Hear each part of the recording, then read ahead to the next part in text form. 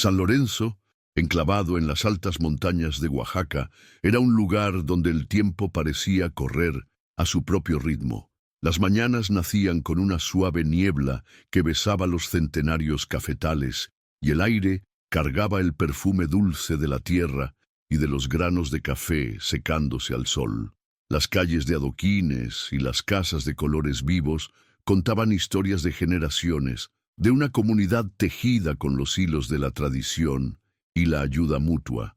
Sin embargo, bajo esa fachada pintoresca fluía una corriente de dificultad económica, haciendo que el pueblo, con toda su belleza y orgullo, fuera vulnerable.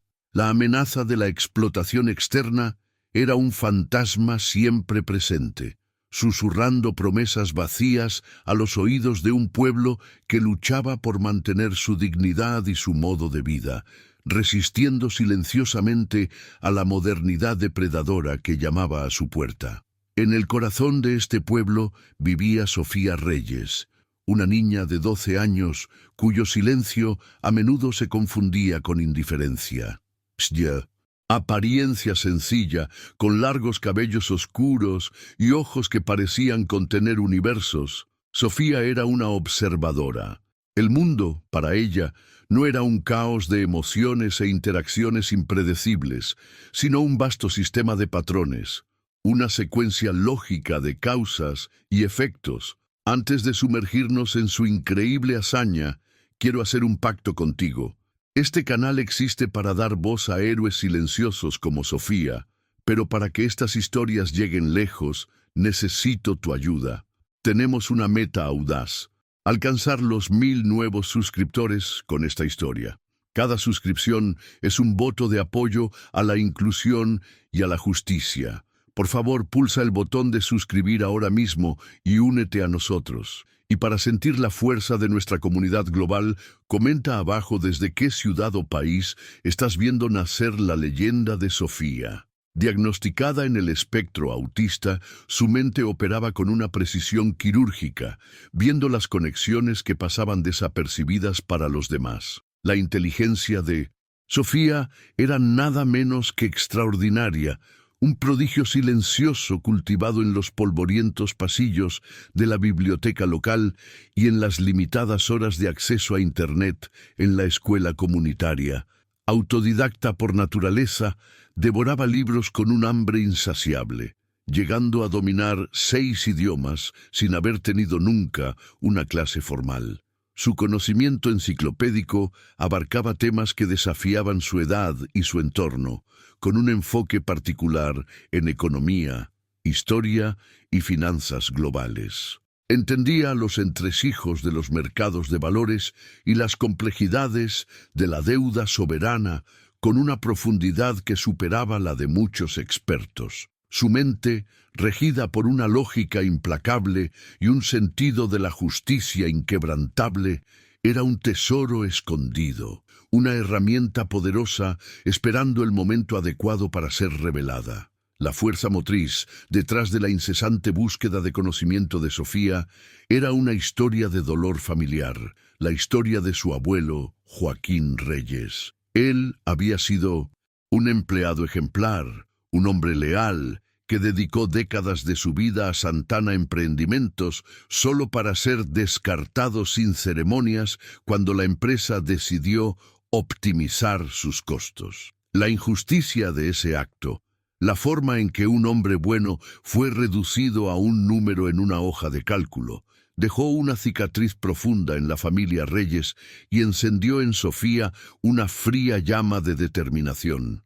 La historia de su abuelo no era solo un recuerdo triste, era un estudio de caso, la personificación del fallo moral de un sistema que ella se empeñaba en comprender y, un día, desafiar. Fue entonces cuando Eduardo Santana, un empresario brasileño de 45 años, llegó a San Lorenzo.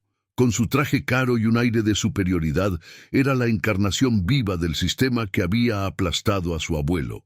Acompañado por su sumiso asistente, Marcos, el objetivo de Eduardo era claro y depredador: adquirir la finca de café de la familia Morales, la joya de la corona del pueblo, por una fracción de su valor real. Desde el primer momento trató a México y a su gente con un desprecio velado, su arrogancia goteando en cada interacción, desde el trato dispensado al conductor Armando hasta su postura condescendiente con la recepcionista del pequeño hotel.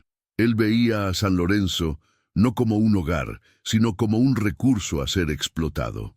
La arrogancia de Eduardo era un arma que blandía sin pudor. Veía la sencillez del pueblo no como un encanto, sino como una señal de atraso. Su interacción con Armando, el conductor, que lo recogió en el aeropuerto, fue un preludio de su comportamiento. Eduardo se burló del coche antiguo, hizo comentarios despectivos sobre las carreteras y trató al hombre, cuya familia vivía en esa tierra desde hacía siglos, como un siervo invisible. En la recepción del hotel se quejó del servicio lento y de la falta de estándares internacionales. Su voz alta y llena de desdén, ajeno a las miradas ofendidas de los empleados. Para Eduardo, esas personas no eran individuos con historias y dignidad. Eran meros obstáculos o herramientas en su camino hacia el lucro. El objetivo principal de su viaje era la finca Morales, un pilar de la comunidad de San Lorenzo durante más de un siglo. Don Vicente Morales, el patriarca de la familia, era un hombre de 70 años cuya piel curtida por el sol y manos callosas contaban la historia de una vida dedicada al café. Recibió a Eduardo con la cortesía formal que la tradición exigía, pero sus ojos, sabios y perspicaces, vieron a través de la pulida fachada del empresario. La oferta de Eduardo fue un insulto, un valor tan bajo que representaba no una negociación, sino un intento de humillación. Él quería la tierra, la historia y el alma de la familia Morales, y creía que su dinero y poder le daban el derecho de tomarlas. Mientras Eduardo tejía su red de desprecio, Sofía lo observaba desde lejos. Sentada en un banco de piedra en la plaza central, parcialmente oculta por la sombra de una jacaranda, lo vio por primera vez. Hablaba por teléfono, gesticulando con impaciencia. Fue cuando escuchó el nombre que atormentaba las historias de su abuela, Santana. El sonido de esa única palabra fue como una llave girando en una cerradura. El pasado y el presente colisionaron en su mente con la fuerza de un rayo. El hombre que destruyó a su abuelo estaba allí, en su casa, a punto de hacer lo mismo con sus vecinos. La coincidencia era tan cruel que parecía un designio del destino. En la pequeña comunidad de San Lorenzo, Sofía era una figura de curiosidad y a veces de incomprensión. Los otros niños la consideraban extraña, con su silencio y sus intereses inusuales. Algunos adultos la veían con lástima, una niña diferente que vivía en su propio mundo. Sin embargo, había aquellos, como don Vicente y la maestra de la escuela, que vislumbraban la luz de su mente excepcional. Veían cómo resolvía problemas complejos con una facilidad desconcertante y hablaba sobre el mundo con una sabiduría que no pertenecía a una niña. Esta dualidad en su percepción por la comunidad la convertía en una observadora aún más atenta, consciente de cómo el mundo juzgaba lo que no comprendía. El legado de Joaquín Reyes era más que una tragedia familiar, era una leyenda local. No era solo un trabajador, era un innovador, un hombre que creía en el poder de la comunidad y en la educación. Antes de ser despedido, había propuesto a Santana Emprendimientos un plan de participación en las ganancias para los trabajadores locales, una idea que se fue ridiculizada y descartada.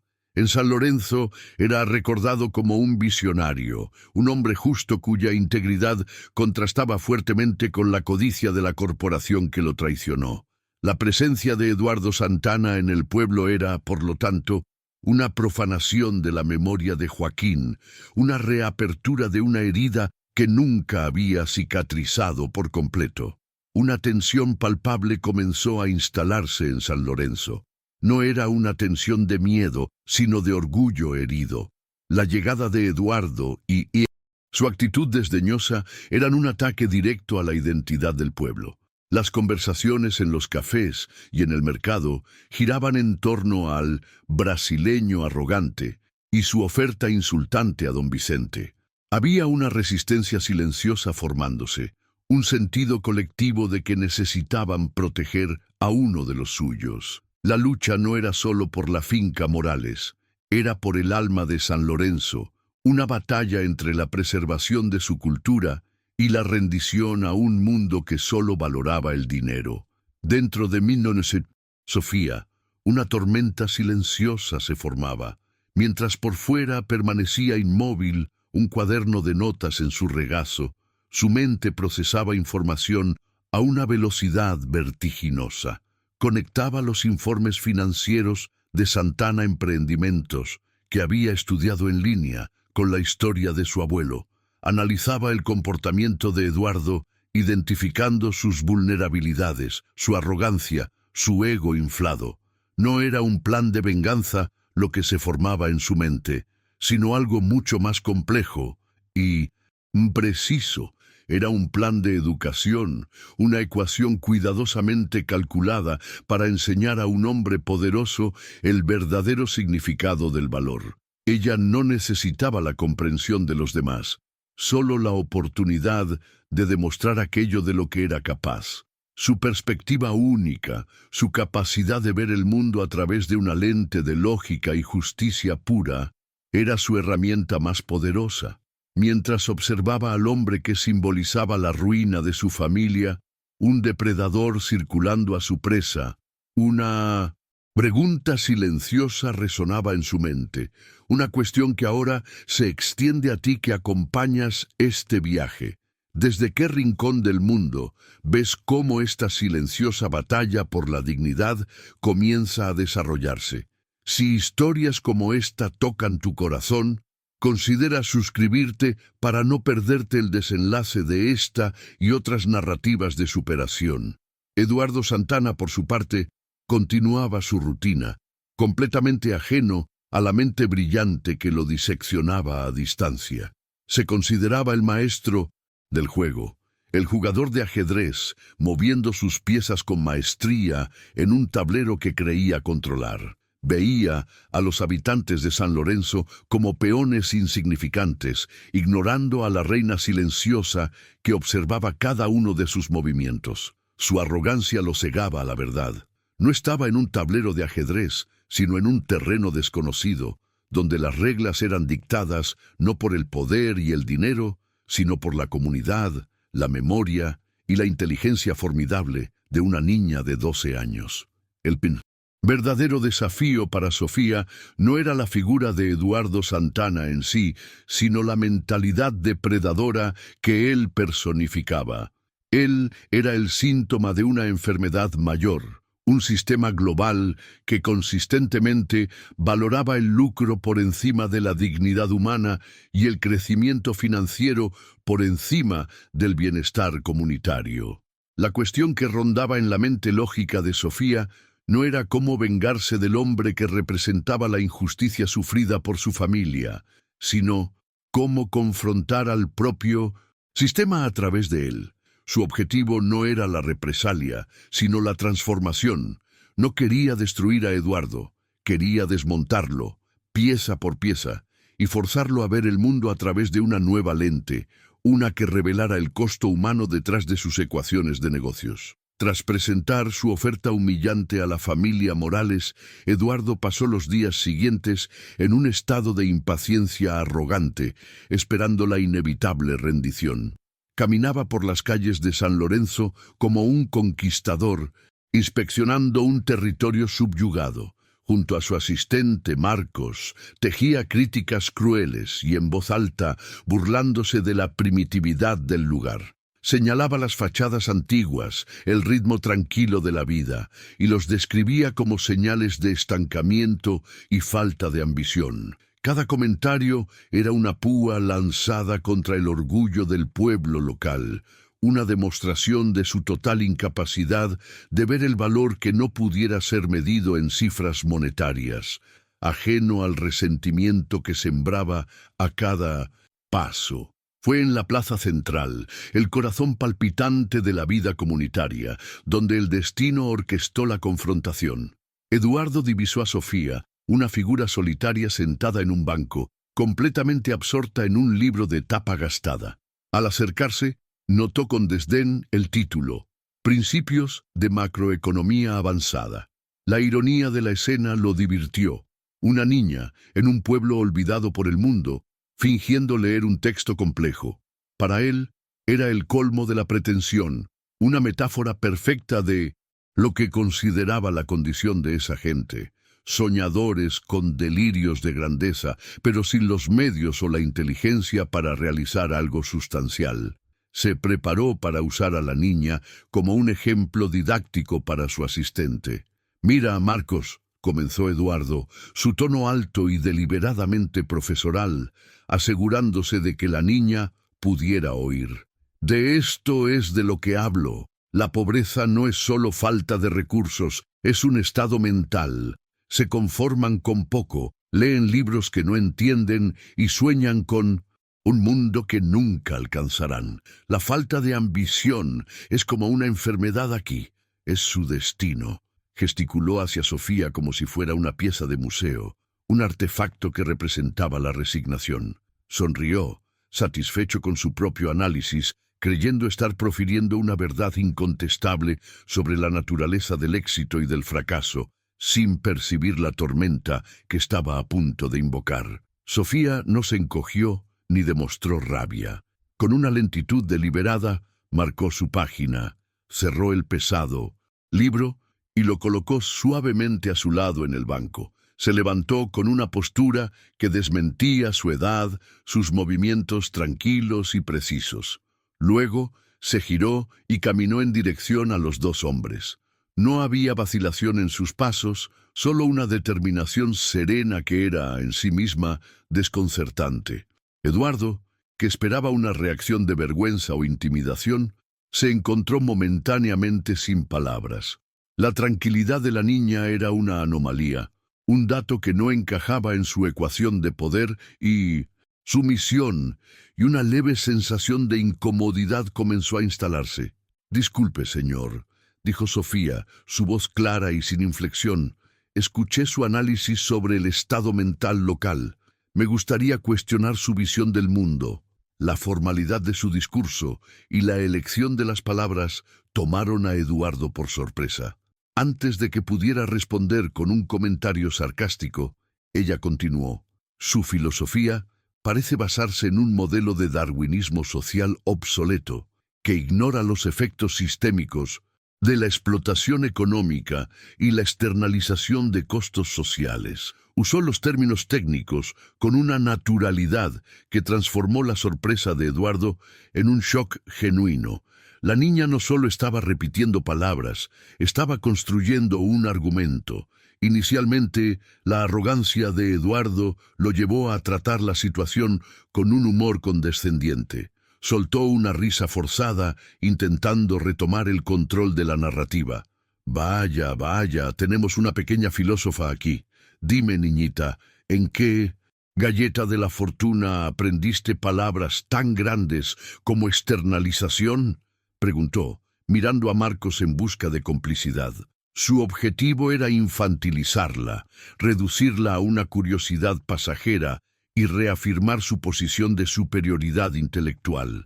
Creía que una simple demostración de sarcasmo sería suficiente para cerrar la conversación y poner a la niña de vuelta en su lugar, pero subestimó groseramente la profundidad de su resolución. Sofía ignoró por completo su intento de humillación, manteniendo un contacto visual firme e inquebrantable. «No se trata de filosofía, sino de matemáticas», respondió, su voz manteniendo el mismo tono neutro. «El modelo extractivista que usted defiende genera ganancias concentradas a costa del agotamiento de recursos y el empobrecimiento de comunidades. Históricamente, tales sistemas colapsan bajo el peso de su propia insostenibilidad. El Imperio Romano, el colonialismo europeo, los patrones son recurrentes. La precisión histórica y la lógica De su argumento comenzaron a corroer la fachada de superioridad de Eduardo. Aquello no era una rabieta infantil, era una disertación. La plaza parecía haberse quedado más silenciosa a su alrededor. La conversación entonces dio un giro abrupto de lo teórico a lo específico, y fue ahí donde la incomodidad de Eduardo comenzó a transformarse en alarma. Hablando de patrones, continuó Sofía, he estudiado los de su empresa, Santana Emprendimientos. Su crecimiento en los últimos 5 años ha sido impresionante, pero la relación entre el beneficio neto y la inversión en capital humano ha disminuido consistentemente cada trimestre. Eduardo sintió un escalofrío. Esa información era pública, sí, pero el análisis era sofisticado y preciso. La diversión había desaparecido por completo de sus ojos, reemplazada por una expresión de cautela y sospecha. ¿Quién era esa niña? Entonces Sofía asestó el primer golpe real, una información que no podría haber sido obtenida de un informe público.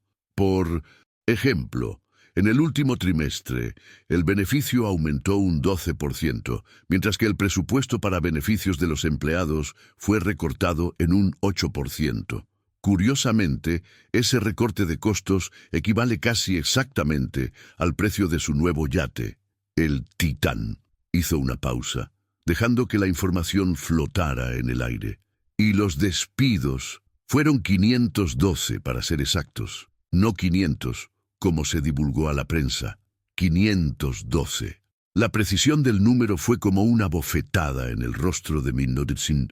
Eduardo, que palideció visiblemente. El mundo de Eduardo Santana, normalmente tan ordenado y bajo su control, comenzó a inclinarse peligrosamente.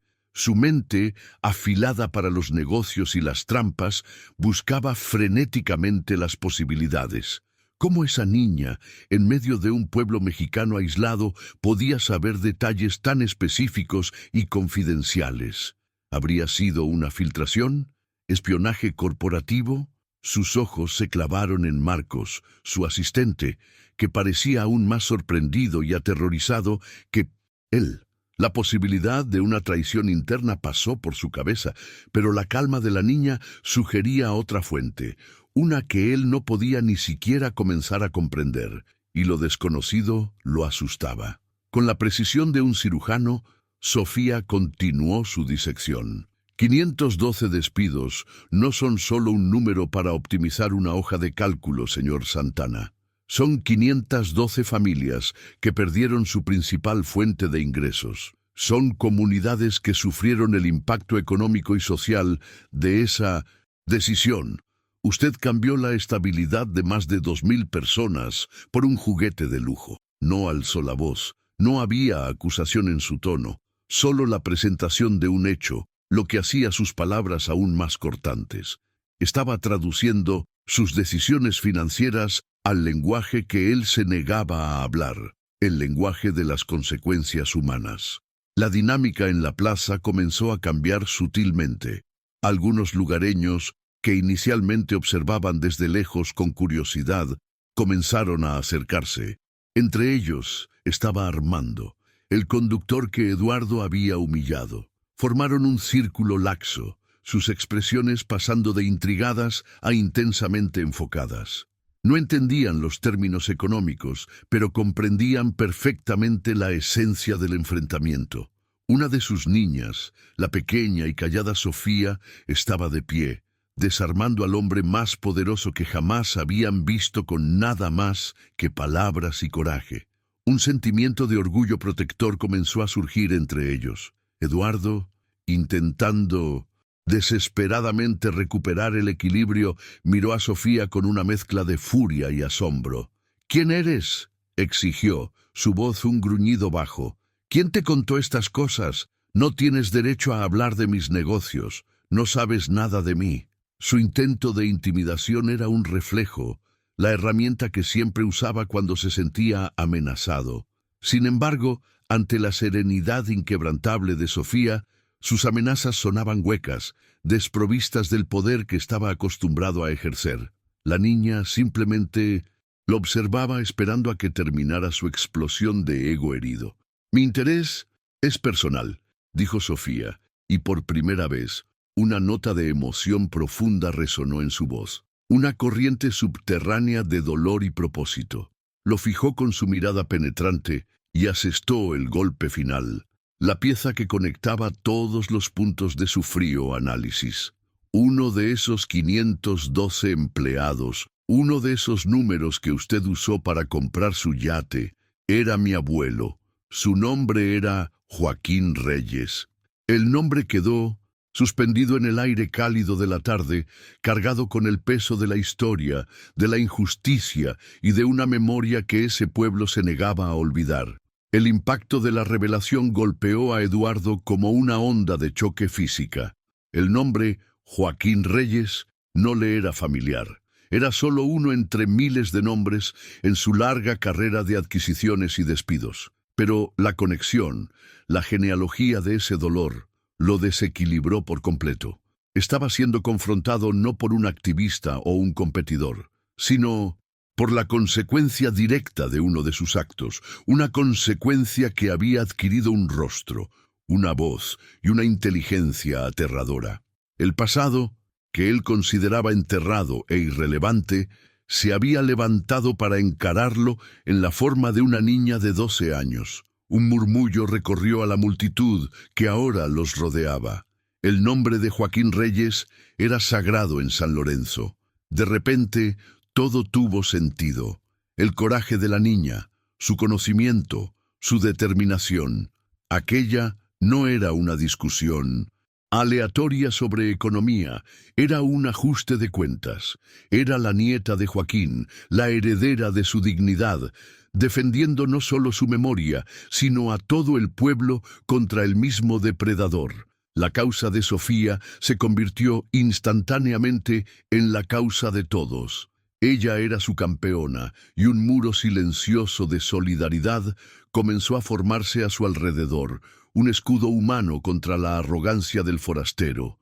Marcos, el asistente, estaba pálido como un fantasma. Años de sumisión lo habían entrenado para anticipar el temperamento de su jefe y para mitigar desastres de relaciones públicas. Pero para esto no había manual.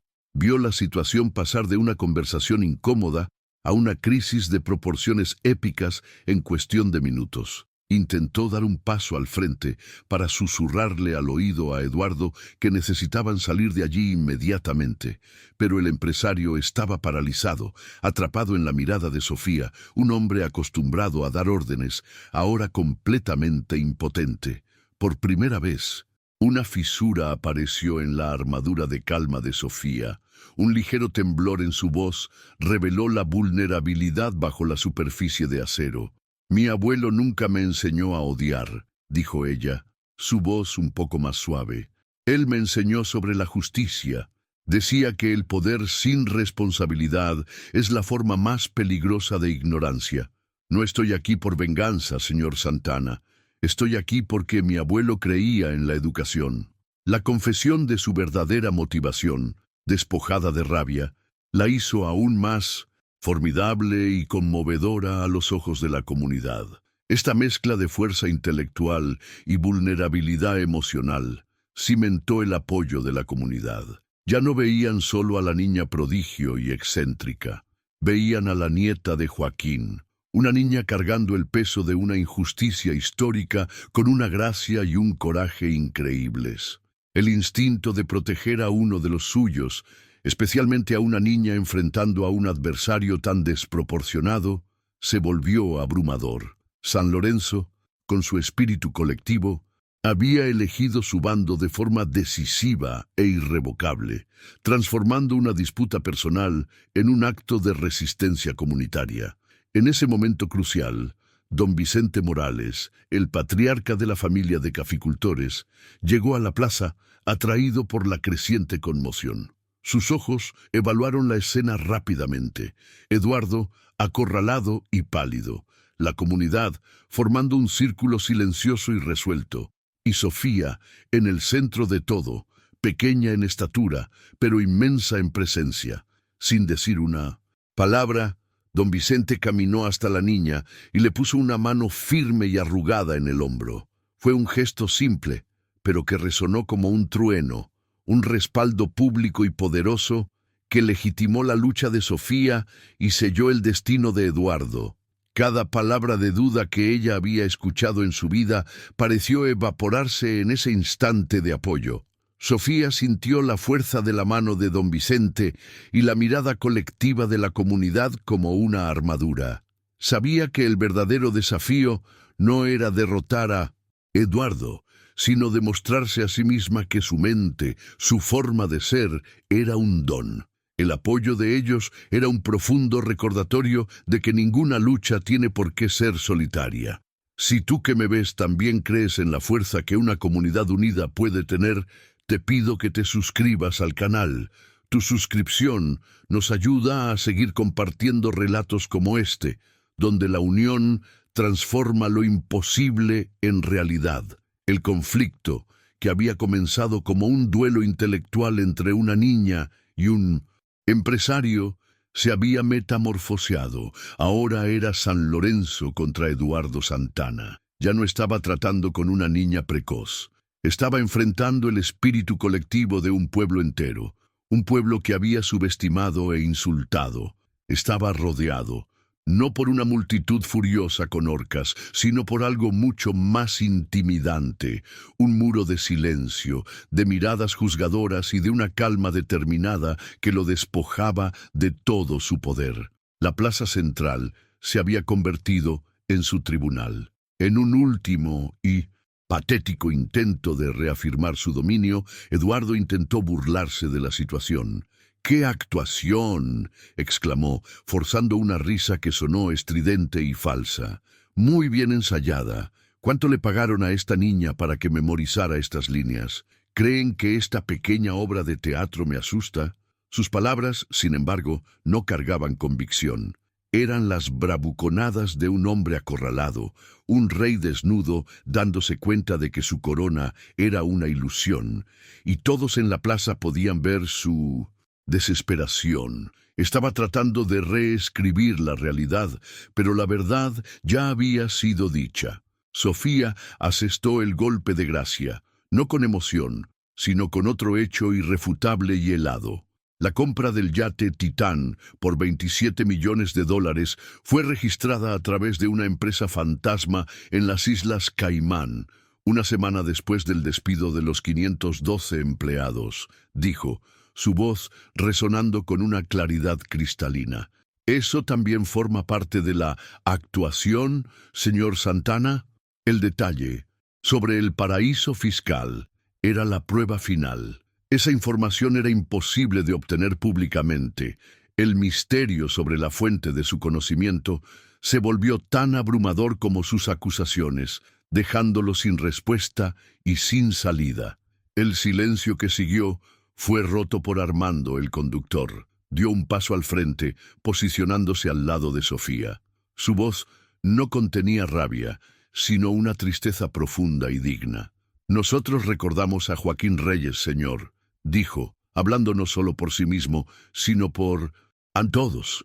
Él nos enseñó sobre el valor del trabajo honesto y del respeto. Era un hombre mejor de lo que su empresa merecía. Esta niña es su nieta, y ella carga con su honor, algo que usted, con todo su dinero, parece no entender.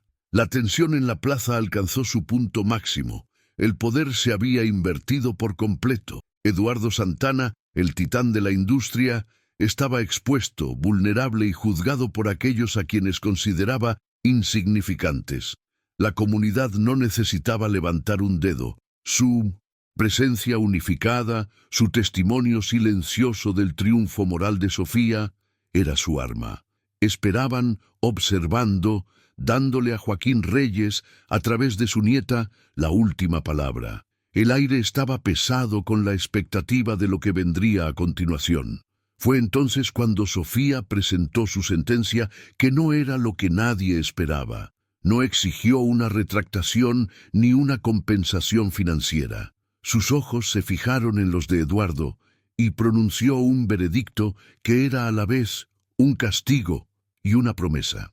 Usted vino a San Lorenzo en busca de una adquisición barata, dijo, su voz tranquila pero con un peso de autoridad innegable. En su lugar, usted recibirá una educación, una lección intensiva sobre economía, valor y el costo humano de su éxito. La revelación de Sofía y su tranquila declaración de educación fueron la chispa que encendió la acción colectiva. La plaza, antes un escenario de observación pasiva, se transformó en un escenario de intervención decidida. La comunidad, ahora unida por un propósito singular, se movió con una fluidez impresionante. No había gritos ni caos. Liderados por la presencia firme de Armando y la autoridad moral de don Vicente, dejaron de ser meros espectadores para convertirse en participantes activos en la ejecución de la justicia. Lo que se desarrolló no fue un acto de furia popular, sino una operación cuidadosamente orquestada, una demostración de fuerza comunitaria que era a la vez abrumadora e increíblemente controlada, mostrando un poder que Eduardo jamás podría comprar. El círculo de habitantes se cerró alrededor de Eduardo, no de forma amenazante, sino con una inevitabilidad silenciosa. Armando se acercó y habló con una voz tranquila, desprovista de cualquier animosidad. «Señor Santana, nadie va a hacerle daño», explicó, su tono firme dejando claro que no había espacio para la negociación. «Pero usted ya no puede faltarnos el respeto e irse. Usted tiene una lección que aprender sobre este lugar y sobre la gente que desprecia». Mientras tanto, don Vicente se postró ante Marcos, el asistente, con una mirada que lo paralizó en el sitio, aislando a Eduardo completamente de cualquier vestigio de su antiguo poder y autoridad. Sofía permaneció en el centro de aquel huracán silencioso, actuando como la mediadora y la mente detrás de la operación. Con una serenidad que rozaba lo sobrenatural, se dirigió al empresario atónito. «Esto no es un secuestro, señor Santana, es una oportunidad», dijo ella. «Mi abuelo creía que la ignorancia es curable a través de la educación. Decía que la venganza solo perpetúa el dolor, pero el entendimiento puede generar el cambio. Usted está siendo invitado a participar en una experiencia educativa intensiva». La elección de las palabras, tan clínica y precisa, desarmó completamente cualquier argumento que Eduardo pudiera intentar formar en su mente aterrorizada. Estaba en un mundo cuyas reglas no comprendía. Con una firmeza gentil, los hombres del pueblo, bajo el liderazgo de Armando, comenzaron a escoltar a Eduardo fuera de la plaza. No ofreció resistencia. El shock y la percepción de su total impotencia lo habían dejado dócil. La caminata por las calles de San Lorenzo fue sombría y silenciosa, una procesión sin música. Los habitantes se abrían paso, observando con expresiones graves y resueltas. No era una marcha de la vergüenza para humillarlo, sino un viaje solemne hacia un destino que no conocía. Cada paso lo alejaba más de su universo de lujo y privilegio, sumergiéndolo en una realidad que se había esforzado toda su vida por ignorar. El destino final era un cobertizo de granja abandonado en las afueras del pueblo, rodeado de cafetales silenciosos. El lugar era rústico, pero había sido limpiado recientemente. El suelo barrido, un catre simple con una manta en un rincón. El objetivo no era el malestar físico, sino el aislamiento total. Con un gesto que selló su destino temporal, Armando le pidió su teléfono. Eduardo dudó por un instante, su último vínculo con el mundo exterior, antes de entregarlo. Ese acto simbólico fue el corte final, la eliminación de su poder de comunicación, de su capacidad de invocar abogados o de activar su vasta red de contactos. La acción de aquella comunidad era una demostración de una determinación extraordinaria. Cada persona involucrada, desde los hombres que lo escoltaron hasta las mujeres que observaban en silencio desde sus puertas, compartía la misma convicción. Aquello era un acto de soberanía moral, una declaración de que, dentro de los límites de San Lorenzo, las reglas de empatía y dignidad humana superaban las leyes del mercado financiero. Estaban actuando como un solo organismo, movidos por una memoria compartida y la necesidad de proteger su futuro. Era la personificación de la justicia comunitaria, un concepto que el individualismo feroz de Eduardo Santana le impedía comprender. Sofía fue la arquitecta de cada detalle de aquella lección. Después de que la puerta del cobertizo fuera cerrada, se acercó y habló a través de una pequeña rendija en la madera. Su voz era la única conexión de él con el exterior. «No será herido», repitió, estableciendo las reglas de aquella nueva y extraña realidad. «Recibirá comida y agua 2 veces al día. Aparte de eso, su única compañía serán sus pensamientos. El objetivo del ejercicio es la introspección».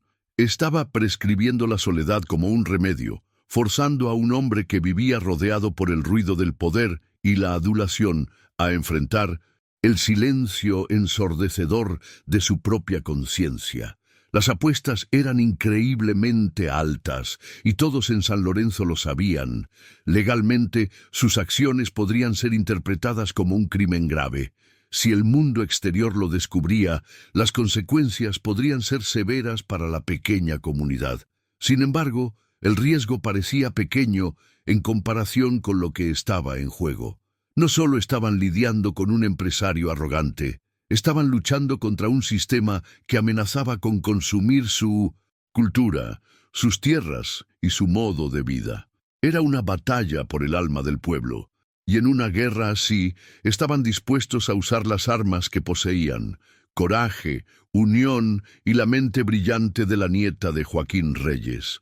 La pesada puerta de madera del cobertizo se cerró y un cerrojo se deslizó en su lugar con un sonido definitivo.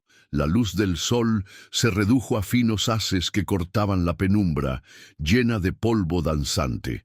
Para Eduardo, el silencio que siguió fue el sonido más fuerte que jamás había escuchado. Los ruidos familiares de su vida, teléfonos sonando, notificaciones, el zumbido de jets privados, fueron reemplazados por el cri-cri distante de los grillos y el sonido de su propia respiración acelerada. El hombre que controlaba imperios estaba ahora confinado a un espacio de pocos metros cuadrados, prisionero de una justicia que no podía comprar. Mientras caía la noche, Sofía observaba el cobertizo desde una colina cercana. El peso de su decisión recaía sobre ella. Una responsabilidad inmensa para una niña de 12 años. Una duda sutil intentó infiltrarse en su mente. ¿Estaría haciendo lo correcto? Pero entonces recordó las palabras de su abuelo, que siempre decía que la verdadera justicia no busca castigar, sino restaurar el equilibrio. Esta era la prueba final de sus habilidades, no solo un test de su inteligencia para diseccionar un problema, sino de su coraje para implementar una solución audaz y moralmente compleja. Su determinación se solidificó de nuevo, bajo el cielo estrellado. El clímax de esta historia no era una explosión de violencia o una persecución dramática, sino el proceso silencioso e implacable de la deconstrucción psicológica. Dentro de aquel cobertizo, la identidad de Eduardo Santana, una fortaleza construida sobre los cimientos del dinero, el poder y el control absoluto, estaba siendo sistemáticamente demolida. Despojado de sus trajes caros, de sus asistentes serviles y de su capacidad de intimidar, fue reducido a su forma más básica, un hombre solo con sus recuerdos y sus actos. La soledad era el solvente que disolvería la dura cáscara de su arrogancia, capa por capa. Durante la primera noche, Eduardo experimentó un torbellino de emociones. La ira vino primero. Una furia impotente contra la audacia de esa gente. Golpeó las paredes y gritó hasta que su garganta quedó ronca. Luego vino el miedo, la percepción helada de su vulnerabilidad. Era rico y poderoso, pero allí, en ese momento, su riqueza no valía nada. Finalmente vino la incredulidad. ¿Cómo pudo suceder aquello? ¿Cómo una niña y una banda de campesinos lograron poner su mundo patas arriba? Por primera vez en su vida adulta era completamente indefenso, dependiente de la misericordia de aquellos a quienes había despreciado. Desde su posición de observadora, Sofía veía la silueta oscura del cobertizo contra el cielo nocturno. Ella dio el paso final, no para complacer a la comunidad o para buscar la aprobación de nadie, sino para demostrarse a sí misma que la lucha de su abuelo no había sido en vano. Fue un riesgo inmenso, un verdadero salto de fe en la creencia fundamental de que incluso el corazón más endurecido puede ser alcanzado por la verdad. Si crees que el coraje de luchar por lo que es justo tiene el poder de transformar el mundo, demuestra tu apoyo. Suscríbete a nuestro canal para que esta llama de esperanza pueda seguir inspirando a otras personas. La comunidad desempeñó su papel con una disciplina notable. No eran carceleros, sino guardianes de un proceso delicado. Por turnos, hombres y mujeres se posicionaban a una distancia respetuosa del cobertizo, asegurándose de que nadie se acercara y que el plan de Sofía se ejecutara con la precisión que ella había delineado. Su presencia era una vigilia silenciosa, un testimonio de su complicidad y responsabilidad compartida. Estaban todos juntos en esto, protegiendo no a un prisionero, sino una frágil oportunidad de redención, un audaz experimento social, concebido por su joven y extraordinaria estratega. En el silencio forzado del cobertizo, la mente de Eduardo, privada de sus distracciones habituales, comenzó a volverse en su contra. Rostros y nombres de un pasado lejano comenzaron a emerger de la niebla de su memoria. Empleados despedidos, socios de negocios traicionados, comunidades cuyos recursos había explotado. Por primera vez, no eran abstracciones o daños colaterales en una hoja de cálculo. Eran fantasmas, cada uno con una historia, cada uno una víctima de su ambición desenfrenada. La educación de Sofía estaba funcionando. La deconstrucción de su autoimagen de amo del universo había comenzado de forma dolorosa e irreversible. El ápice del clímax no fue un evento externo, sino una implosión interna. En medio de la oscuridad y el silencio, Eduardo Santana se vio forzado a confrontar el vacío abismal de sus logros. Pensó en su yate, el Titán, flotando en alguna marina lujosa. Pensó en sus mansiones, en su cuenta bancaria, y se dio cuenta con una claridad aterradora de que ninguno de esos símbolos de éxito podía ofrecerle el más mínimo consuelo allí. No podían comprar su libertad, ni borrar la vergüenza que comenzaba a corroerlo por dentro. Era solo un hombre, despojado de todo, excepto del peso de sus propias elecciones. Sofía, la catalizadora de toda esta transformación, había ejecutado su plan con una precisión impecable. Había tomado al hombre más poderoso que jamás había conocido y lo había colocado en una posición de absoluta impotencia. No lo hizo para romperlo, sino para crear una fisura en su armadura, una abertura a través de la cual la luz de la verdad pudiera entrar. El objetivo no era la destrucción, sino crear el vacío necesario para que algo nuevo pudiera construirse en su lugar.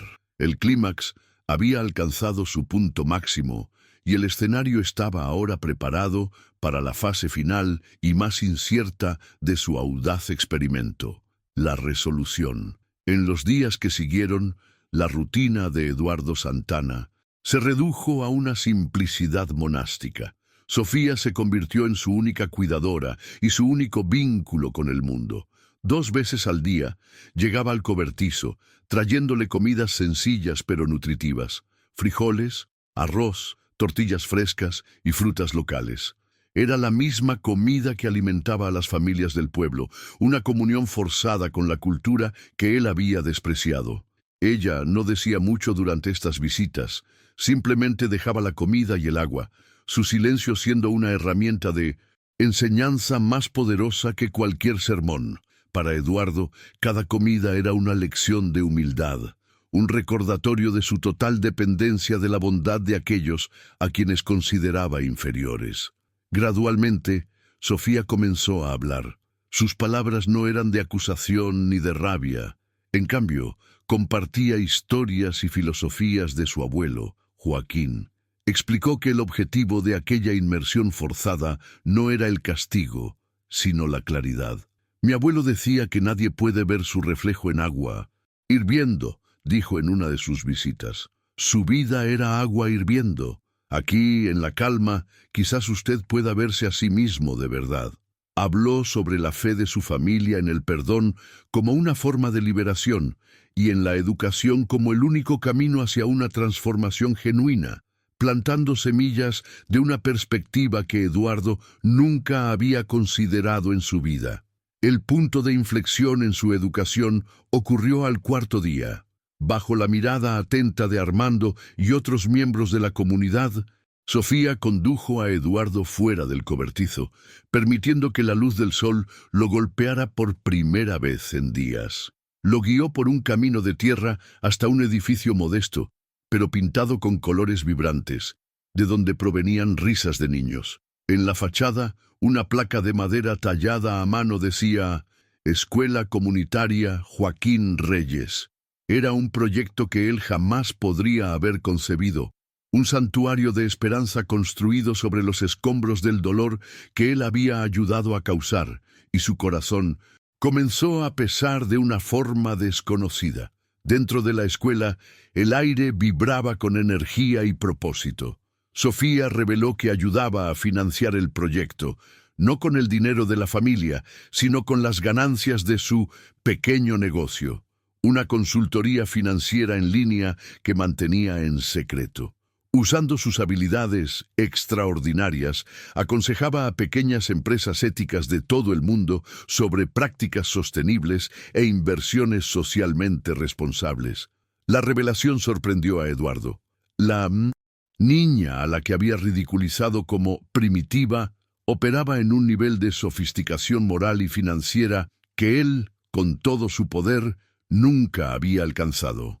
Él era un extractor de valor. Ella era una creadora de valor. El golpe más profundo a su visión del mundo vino cuando Sofía le mostró el proyecto principal de los estudiantes mayores. En un gran mural estaba mapeado un plan de desarrollo sostenible increíblemente detallado para San Lorenzo. Utilizando los principios que Sofía les había enseñado, los jóvenes habían creado un modelo de negocio basado en café de comercio justo, ecoturismo a pequeña escala y un fondo de participación en las ganancias para toda la comunidad. Era un plan brillante, autosuficiente y profundamente humano. Un contraste flagrante con el modelo extractivista y depredador que él había venido a imponer. Vio, con una claridad humillante, que el futuro que aquellos niños habían imaginado era muy superior al que él ofrecía. Entonces, Sofía asestó el golpe final a su arrogancia, un acto no de agresión, sino de gracia. Lo llevó de vuelta al cobertizo, donde una figura anciana y digna lo esperaba. Era Esperanza Reyes, la abuela de Sofía, la viuda de Joaquín. Se sentó en un taburete, sus manos reposando en el regazo, y miró a Eduardo no con odio, sino con una compasión que lo desarmó por completo. La presencia de ella en el lugar de su confinamiento no era para acusarlo, sino para completar la lección que su nieta había comenzado, trayendo el catalizador final para la transformación de su alma. Esperanza habló con una voz suave, narrando los últimos días de su esposo. No habló de amargura o dificultades financieras, sino del espíritu inquebrantable de Joaquín. Contó cómo pasaba sus tardes enseñando a los niños a leer y cómo nunca perdió la fe en la bondad inherente de las personas, incluso de aquellas que lo habían herido. Él creía que cada hombre lleva dentro de sí la semilla de un buen o de un mal legado, dijo ella. La elección ¿De qué semilla regar? Es la única medida verdadera de un hombre. Sus palabras no eran una acusación, sino un espejo que reflejaba la pobreza del legado de Eduardo. El acto de misericordia final vino en forma de un trozo de papel amarillento y doblado. Esperanza extendió la mano y le entregó a Eduardo una carta. Joaquín escribió esto para usted hace años, explicó. Nunca la envió, pues decía que usted no estaba listo para escucharla.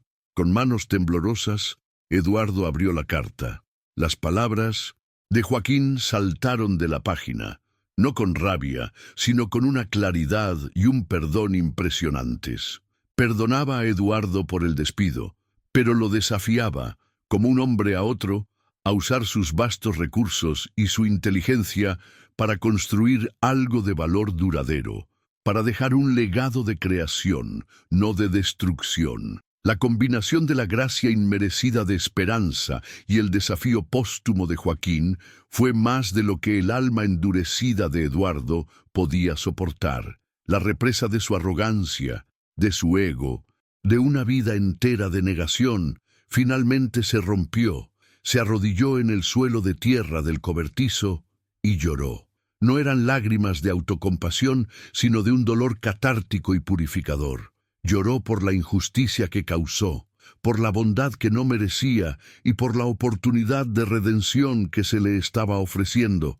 En ese momento, el implacable Eduardo Santana murió y algo nuevo, frágil y humano comenzó a nacer. Meses después, San Lorenzo florecía. Eduardo, un hombre transformado, abandonó su oferta hostil y en su lugar forjó una asociación genuina con la familia Morales y la comunidad. Financió íntegramente el Plan de Desarrollo Sostenible de los estudiantes y creó el Fondo Educativo Joaquín Reyes, asegurando el futuro de la escuela y de generaciones de niños. Lo que Sofía conquistó, al final, no fue solo justicia para su abuelo, sino la prueba de que su mente y su corazón eran sus mayores fortalezas. Su viaje nos enseña que el perdón puede ser la más poderosa de las armas y la educación, el camino hacia la redención. Si esta historia tocó tu alma, suscríbete y comparte para que la sabiduría de Sofía alcance aún más corazones.